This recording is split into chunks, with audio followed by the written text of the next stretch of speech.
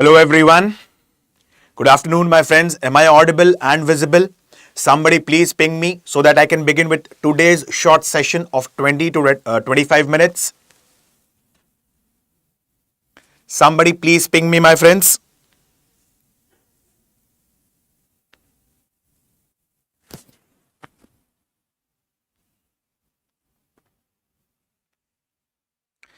Yes, Rishi. Good afternoon.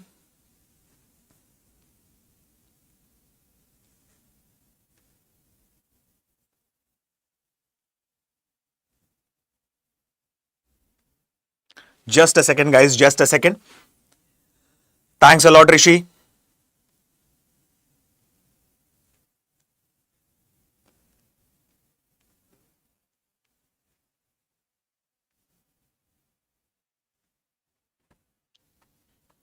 Just a second, guys. Just 1 minute.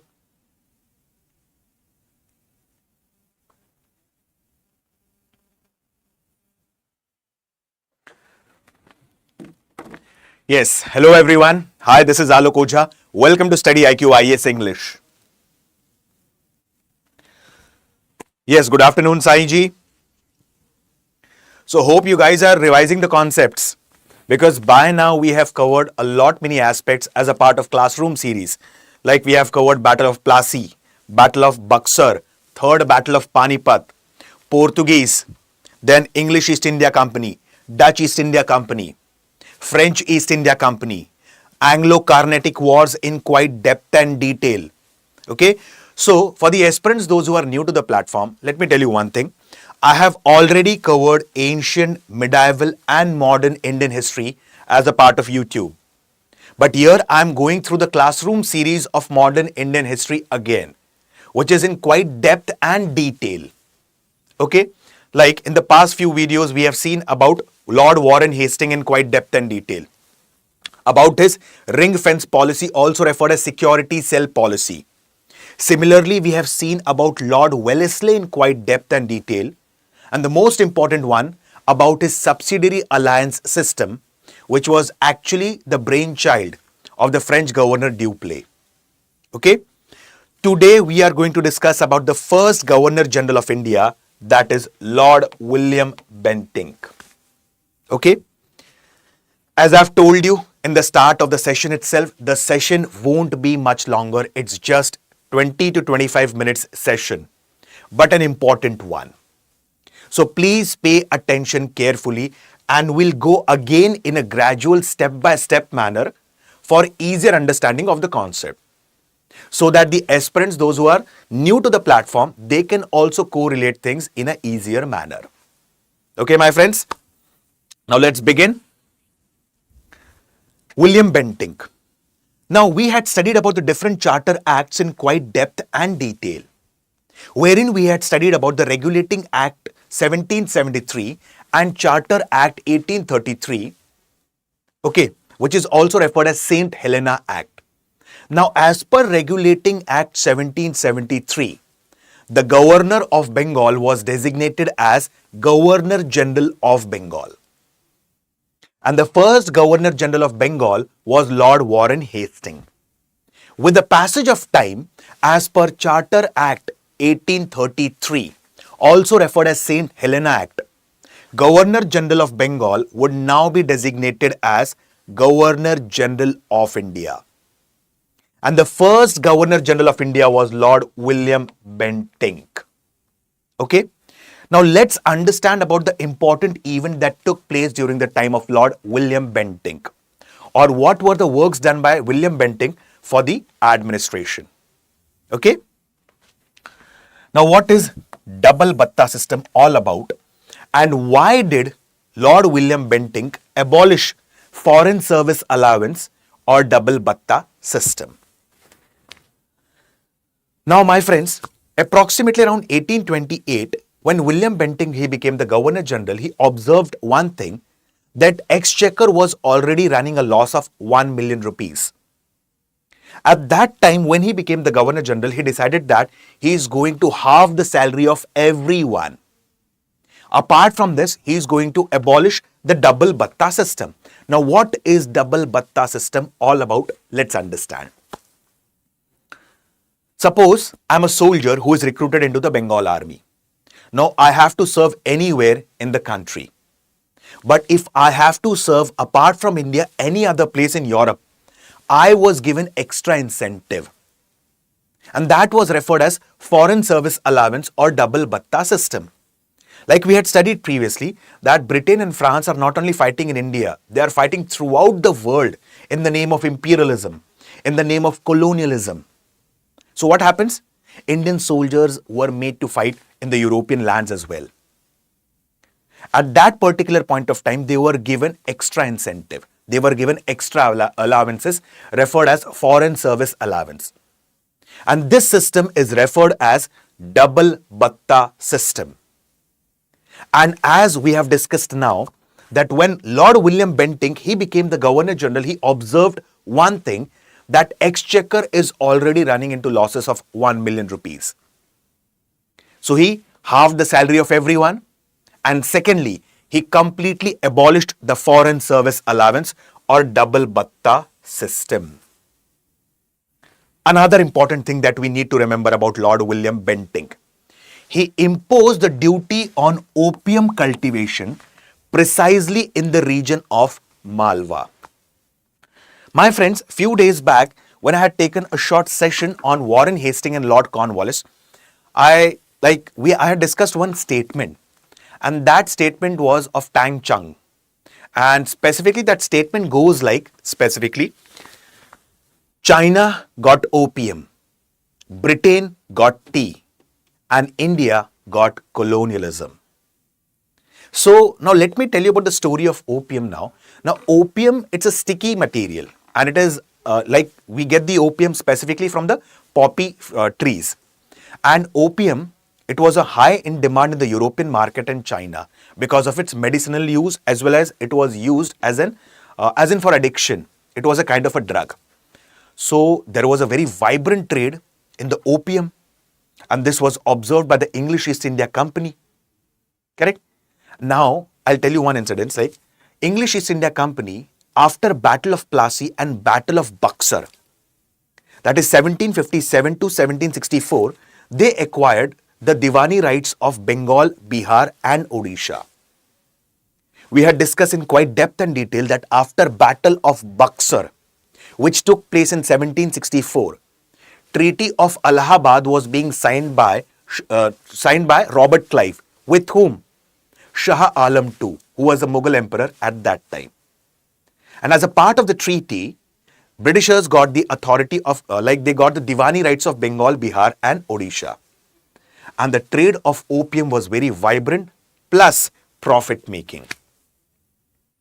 So now they decided that they will make Bengal as a hub for opium trade, and that opium would be exported to China. Meanwhile, in the region of Malwa, also opium was being cultivated. Precisely speaking, in the Neemach and Mandsaur region of Malwa. It is located in western part of MP, western part of Madhya Pradesh. This was again observed by English East India Company. So what did English East India Company do? They forced the peasants to cultivate opium. Initially, the opium was directly smuggled to China. But when English East India Company caught a glimpse of this, now they decided that they are going to tax the peasants in the region for cultivation of opium. And in fact, what happened? They imposed duty on opium cultivation precisely in the region of Malwa. And this step was taken by Lord William Bentinck. My friends, I have also told you about one more important thing. This opium cultivation, although it seems a lucrative trade, it seems a profit-making trade, but it had negative repercussions for the peasants of India. How? Like it is said that the peasants, they were fallen into trap of vicious cycle of indebtedness. How did they fall into the vicious cycle of indebtedness? Let's throw light on that. Suppose I'm a farmer and I cultivate opium. Now Britishers have demanded that I have to cultivate opium, plus I have to sell this opium to them, and apart from that, I have to pay the duty or taxes on cultivation of that opium.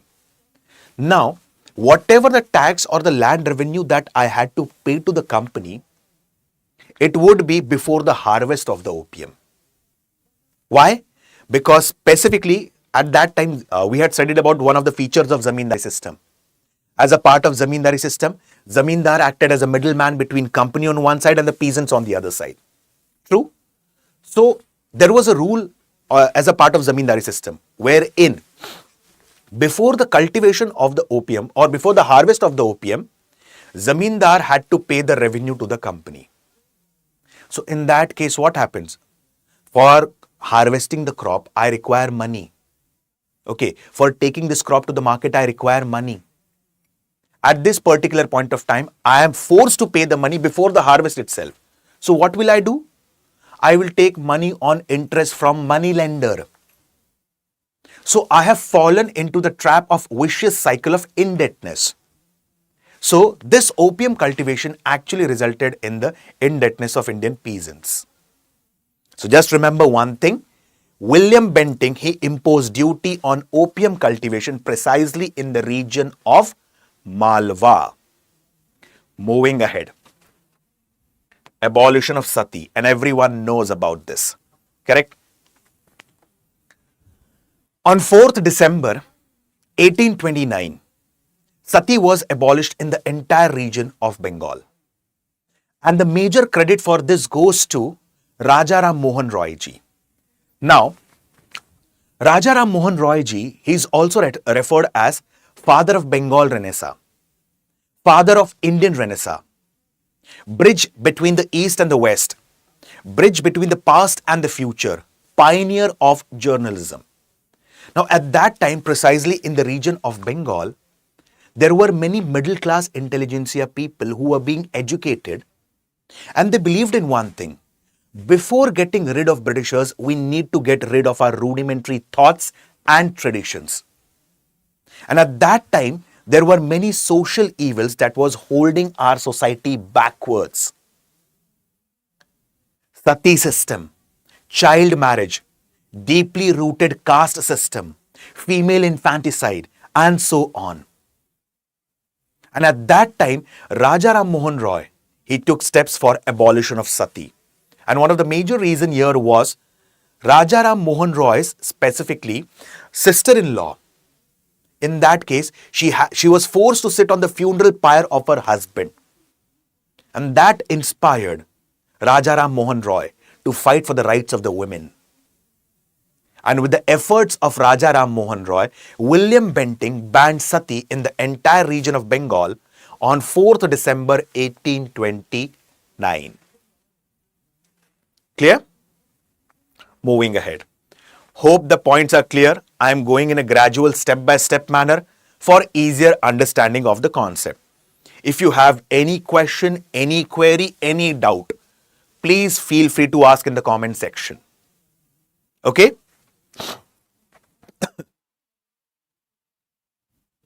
Moving ahead.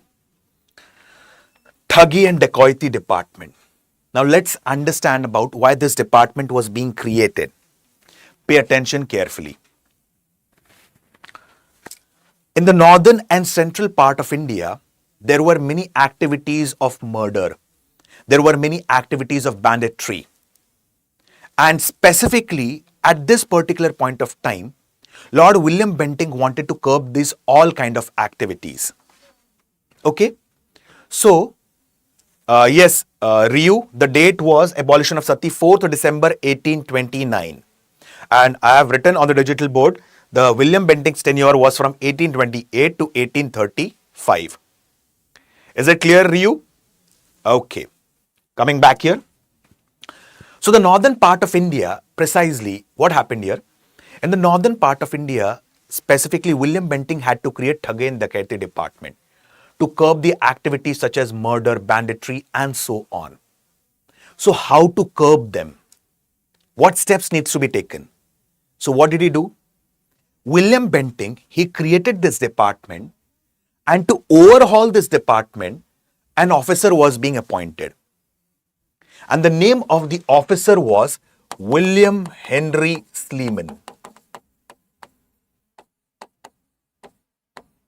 Okay. Now, William Henry Sleeman, he was a very intelligent personality. He was a very diplomatic personality. So whenever the thugs were being caught, he usually used to investigate them. He usually used to ask them the question, why are you following into these illegal kind of activities? So their usual reply was, we do this for our livelihood. We do this for money. We do this to feed our families. So here, William Henry Sleeman, he, in a very diplomatic manner, he started one program.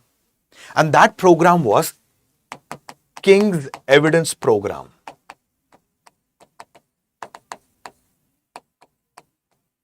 Okay.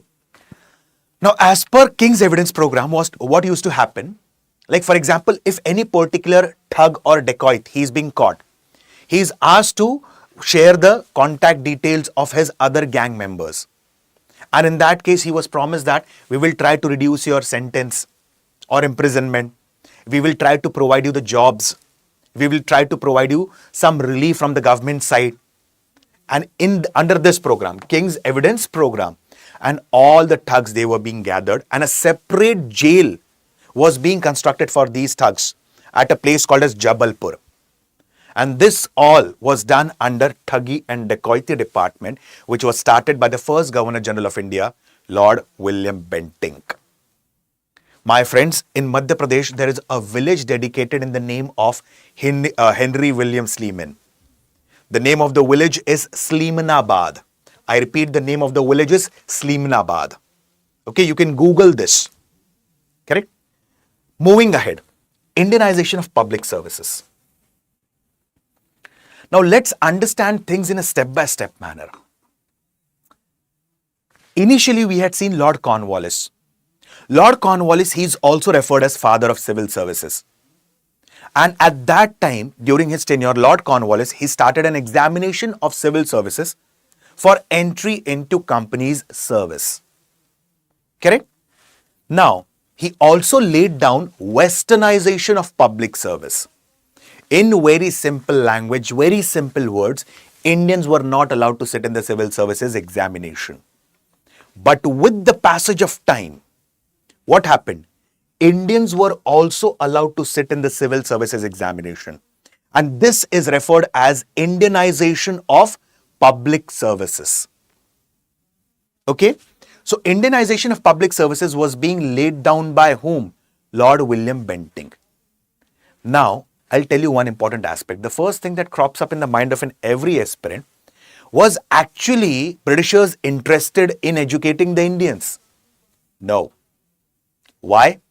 Because it is quite easier to rule over the people who are illiterate. Isn't that so? But with the passage of time, Britishers required people who will interact with the people at the grassroots level. Hence, with the passage of time, they decided to educate Indians. We'll study that further in the development of education in India. So for now, just remember one thing. Lord William Bentinck, he laid down Indianization of public services. Okay? Then, moving ahead. Specifically, one more important aspect, not mentioned here, Mehalwari system of land revenue. I have explained the land revenue system in quite depth and detail in a separate session. Okay, now let's understand with the Mehalwari system of land revenue. Zamindari system. It was introduced by Lord Cornwallis. As a part of Zamindari system, Zamindar acted as a middleman between company on one side and the peasant on the other side. Simple words, Zamindar collected the revenue from the peasants, kept his commission and gave the additional revenue to the company. Approximately 89% of the revenue went to the company and 11% was kept by Zamindar as his commission. Then comes Rayatwari system. And we have seen in quite depth and detail that the genesis of the Rayatwari system goes back to the era of Sher Shah Suri and Akbar. Correct? And Rayatwari system was being implemented by Thomas Munro and Captain Reeds in Madras Presidency and Elphiston in Bombay Presidency. So as a part of Rayatwari system, what was the important thing? English East India Company directly collected the revenue from the peasants. There was no middleman. And what is Mehelwari system? Mehelwari system of land revenue, it came up during the time of Lord William Bentinck. And it was implemented by Holt Mackenzie and R.M. Bird. What is this system all about? Simple words. Here, English East India Company won't be collecting the revenue from individual peasant. They will collect the revenue from the entire village. The entire village. Okay? So the village headman, who is also referred as Lambardar, who is the representative of the entire village, he will collect the revenue from individual peasant and give the money to the company. So here, the village headman or Lambardar, he is playing the role of whom? A Zamindar. Hence, Mehelwari system of land revenue is also called as a mix of Zamindari and Rayatwari or modified Zamindari. Okay? It covered approximately 30% of British India. Got it? And the last important aspect, Indus Navigation Treaty 1831 was signed during the time of Lord William Bentinck. Now, what is the important aspect of Indus Navigation Treaty? Let's throw light upon this. Now, Maharaja Ranjit Singh Ji, he was one of the founders of the Sikh Empire in northern part of India, precisely in the region of Punjab. So at that time, specifically, Russia, they had conquered certain parts, or the Tsar dynasty of Russia had conquered certain parts of Central Asia. And they had reached the tip of Afghanistan. Probably their next target might be India. And in that case, what happened? Lord William Bentinck was the first Governor General to realize Russian threat. So what did he do? He signed Indus Navigation Treaty with Maharaja Ranjit Singh, so that river Indus and its tributary Satluj would be made navigable, so that they can have an eye, they can have a watch over the activity of Russia. So Indus Navigation Treaty 1831 came up during the time of Lord William Bentinck. Another important aspect, Calcutta Medical College. Credit goes to whom? Credit goes to Lord William Bentinck. So these are the important things that you guys need to remember about Lord William Bentinck. I'll repeat the points again within 30 seconds. Please pay attention carefully. Okay? As per Charter Act 1833, Lord William Bentinck, he is referred as the first Governor General of India. Okay? He abolished the Foreign Service Allowance, that is also referred as double batta system.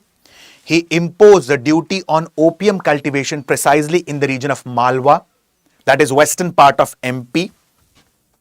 He abolished the sati in the region of Bengal on 4th December 1829.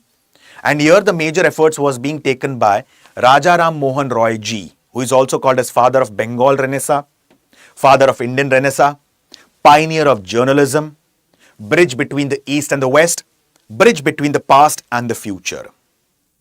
To suppress the activities of banditry, okay, to suppress the activities of Thuggy and Dacoity, Lord William Bentinck started Thuggy and Dacoity Department.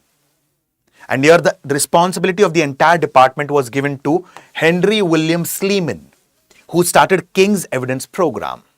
Okay, and there's a village named as Sleemanabad in the region of Madhya Pradesh dedicated to whom? Dedicated to specifically William Henry Sleeman. Apart from this, we had studied previously that Lord Cornwallis, who is also referred as father of civil services, he had laid down westernization of public service.